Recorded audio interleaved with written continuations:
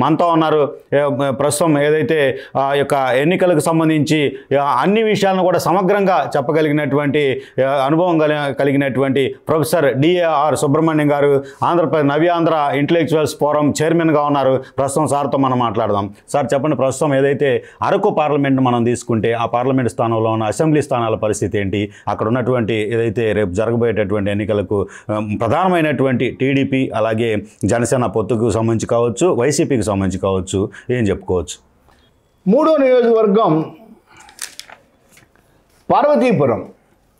ఇది ఎస్సీ నియోజకవర్గం. ఈ 7 నియోజకవర్గాల్లో ఇది ఒక్కటే ఎస్సీ నియోజకవర్గం. మిగిలిన 6 కూడా ఎస్టీ నియోజకవర్గాలే. ప్రస్తుతం అలజంగి జోగారావు గారు ఈ నియోజకవర్గానికి ఎమ్మెల్యేగా ఉన్నారు. ఇది 1991లో వచ్చింది. డీలిమిటేషన్లో 1,82,000 మంది ఓటర్లు ఉన్నారు. పార్వతీపురం, సీతానగరం, బాలాజీపేట 3 మండలాలు మాత్రమే ఈ పార్వతీపురం నియోజకవర్గంలో ఉన్నాయి. ఇది 2009కి ముందు ఇది జనరల్ సీట్. 2009 తర్వాత ఎస్సీ సీట్ అయింది. ఎస్సీ మాదిగ, కొప్పుల వెలమ, తూర్పు కాపు కులాలు ఇక్కడ డామినెంట్గా ఉంటాయి. టీడీపీ వచ్చిన తర్వాత మొత్తం 9 ఎన్నికలు జరిగాయి. ఈ 9 ఎన్నికల్లో 5 సార్లు టీడీపీ గెలిచింది. 1983, 85, 89, 94, 2014. 5 సార్లు టీడీపీ గెలిస్తే కాంగ్రెస్ 3 సార్లు, వైసీపీ 1 సారి మాత్రమే గెలిచింది. 2014లో కూడా వైసీపీ ఇక్కడ గెలవల. 2019లో మాత్రం 1 సారి గెలిచింది.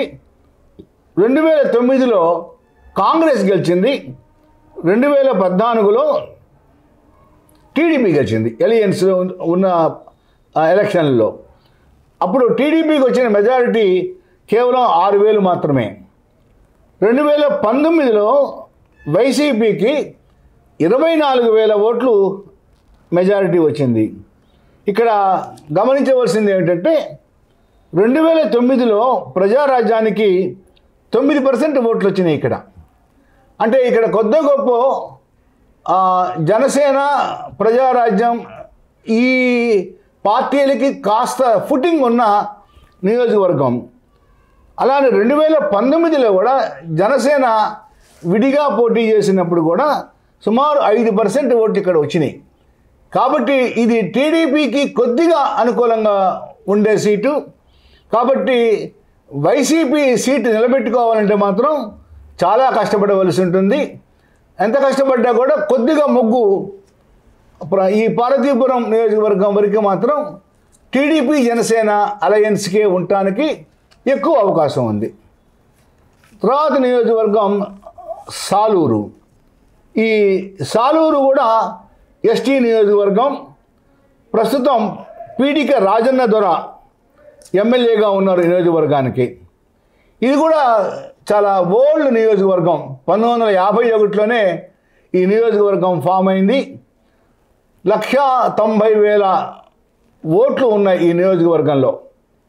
ఈ నియోజకవర్గంలో సాలూరు, పాచిపెంట, మెంటాడ, మక్కువ 4 మండలాలు ఉన్నాయి.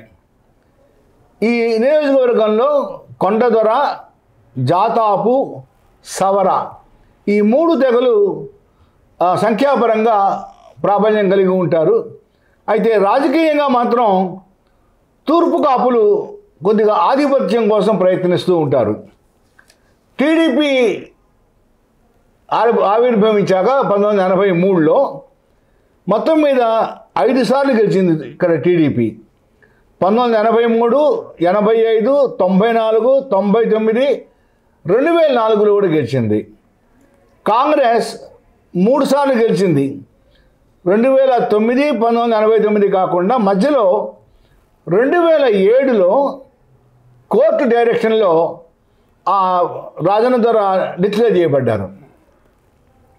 2009లో కాంగ్రెస్ తరఫున రాజన్న దొర కేవలం 1,656 ఓట్ల మెజారిటీతో మాత్రమే గెలిచారు.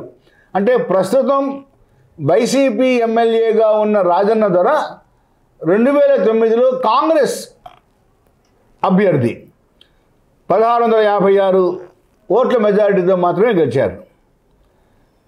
తర్వాత ఇక్కడ ప్రజారాజ్యానికి కూడా సిగ్నిఫికెంట్గా ఓట్లు పడ్డాయి. సుమారు 13,500 అంటే 11% ఓట్లు ప్రజారాజ్యానికి వచ్చినాయి ఇక్కడ 2009లో. 2014లో వైసీపీ 4,997 ఓట్ల మెజారిటీతో గెలిచారు.